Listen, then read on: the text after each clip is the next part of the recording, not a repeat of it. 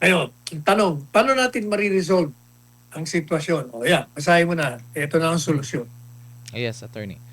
As to the recent dismissal of the Supreme Court of a petition for a certiorari filed by a public school teacher seeking its intervention to declare the election of Senator Gatchalian as acting Senate President and Senate President pro tempore by the 12 senators as valid and in accordance with the Constitution, does not upheld the position of Senator Alan Peter Cayetano as he remains the Senate President.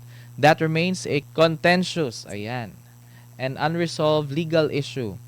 The dismissal of the petition only means that the Supreme Court refused to assume jurisdiction because the petitioner does not have a legal standing to file it, meaning he is not the proper party to institute the action as he is not shown that he has suffered or at the risk of suffering any direct personal injury from the political actions he challenged. Okay, Ayan. ito ka na dyan. Ang sinasabi ko natin, ang solusyon dyan ng Korte Suprema. So meron nung naghain ng petisyon, isang pribadong mamamayan. Ang sabi nitong pribadong mamamayan, kung maaari lang po, ideklara nyo, naliiti mo yung pagkahalal kay Gatchalian sapagkat masyado nang naapektuhan ang taong bayan. Kaya ganun ang banat niya. Kailangan gumawa na ako kayo ng desisyon na legal yung halal, tama yung 12 na quorum, at lahat ng mga ginawa nila, pati yung paghalal nila ng pro tempore, yung Senate President pro tempore, pati yung secretary, at yung mga chairman ng mga iba't ibang mga komite, deklara nyo rin na legal. Ano sabi ng Korte Suprema? Dismiss. Naku, na ma-dismiss. Natuwa naman yung mga kakampi ni ni Senador Cayetano. Oh, kita mo, na-dismiss sila. Panalo tayo, hindi. Mali rin na naman ang basa nyo. Kaya ako dinismiss yun, kasi yung naghain ng petisyon ay walang karapatan, walang legal standing. Ibig sabihin, hindi kayong tama na dapat na naghain ito sapagkat hindi mo naman napakita sa amin na ikay madadanyos dito o ikaw ay magkakaroon ng kasiraan sa pagkatao mo. You will be suffering dahil dito sa gulo sa Senado. Hindi ikaw ang tamang tao. So, ibig ko sabihin, yung dismissal has not resolved anything. Akala ng iba, dahil na-dismiss, natalo na si Gatchalian. Kasi ang hinihingi doon, ideklara nyo. Hindi sila nag-assume ng jurisdiction. Hindi nila pinakialaman kasi nga, mali yung petisyon. Pareho din yan ng petisyon na certiorari na dapat habeas corpus. Ito naman, dapat co-waranto na tinatawag. Ipapaliwanag natin yan maya-maya. Basta, wag hong akalain ninyo na yung dismiss yung petition ng pribadong mamamayan, nagkaroon ng resolution. Hindi ibig sabihin ng dismissal, ginawang illegal yung pag-akyat ni Gatchalian. At hindi rin nung sinasabi na legal ang, ang pananatili niyang Senate President. Wala nga ho eh. Kasi nga walang jurisdiction eh. So, ano ang dapat gawin? Ito na yon. Ito ang dapat gawin ng mga senador. Ayan, Attorney Sal. In order to resolve with finality the legality of the election of Senator Gatchalian as head of the Senate by a majority of 12 senators, Senator Cayetano must file a petition for quo warranto against Senator Gatchalian, as he appears to have taken over as Senate President and presided over the Senate session and issued directives as such to the Senate employees and were followed by them. His election has also been recognized by the House of Representatives and the President of the Philippines, as well as other branches of the government.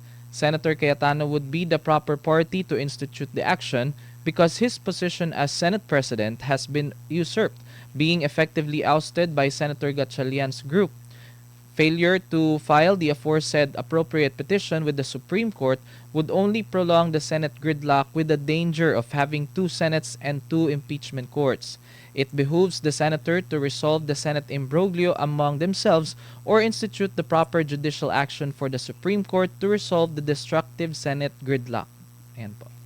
Yan o, ang solusyon, dapat ho, gaya ng nauna nating paragraph, either makialam ang Korte Suprema o kayo na mismo magkaisa na, magkasundo-sundo na kayo. At ang sitwasyon ngayon, since may na-dismiss yung petition dahil mali ang nag-file, sino ang dapat mag-file ng co-warranto? Kasi ang co-warranto, yun ang isang petition na pwedeng ihain ng isang mamamayan na may hawak na pwesto na inagawan ng isang tao. Kagaya ngayon, ang sabi ni Cayetano, hindi ako Senate President. Bakit mo ko kinukuha yung pwesto ko? Mali yan.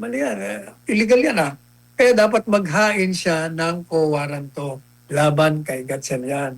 Kasi habang sinasabi niya, hindi, ako pa rin ang Senate President. Ba't ako magpapile? Di pag ginawa ko yan, inaamin ko na hindi ako Senate President. Hindi.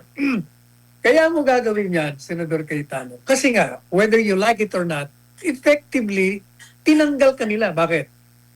Kinilala si Gatchalian ng presidente, kinilala ng House of Representatives, kinilala ng COA at kung ano-ano pang mga sangay ng gobyerno.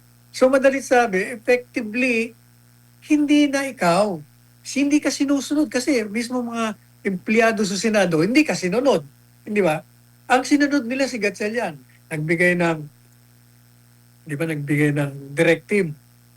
Nagbigay siya ng direktiba Nung siya naupo, nung inadyo niya, sabi niya, home, work from home. Huwag na kayong umaten kasi nga magkakaroon ng Blue Ribbon Committee yung kabilang grupo.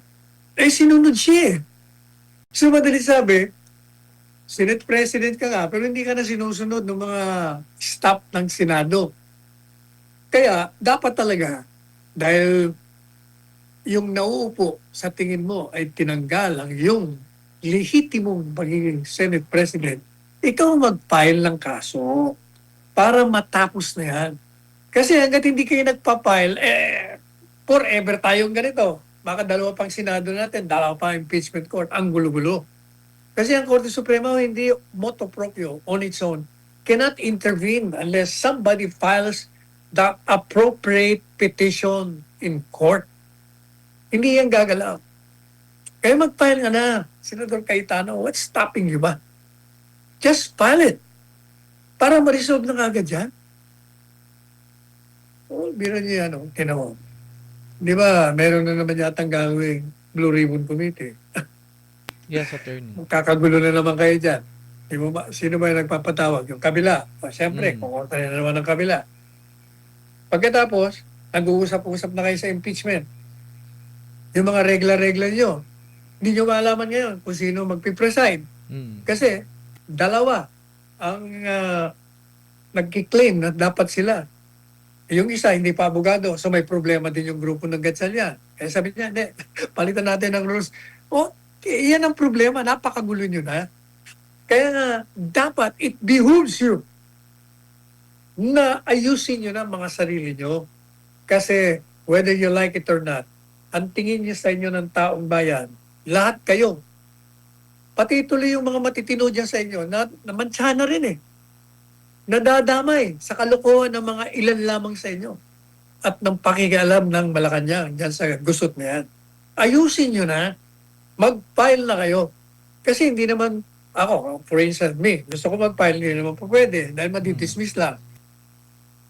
Kahit na yung ibang senador dyan, mag-file, hindi rin po pwede. Dahil hindi naman sila yung mismong tao na magrereklamo na tinanggalan siya ng posisyon. Hindi po ba? O pwede rin siguro ang mag-file si Loren Legarda kasi tinanggalan din siya na siyang pro tempore. O sila either Legarda o si Cayetano. Pero dapat si Cayetano dahil siya Senate President supposed to be.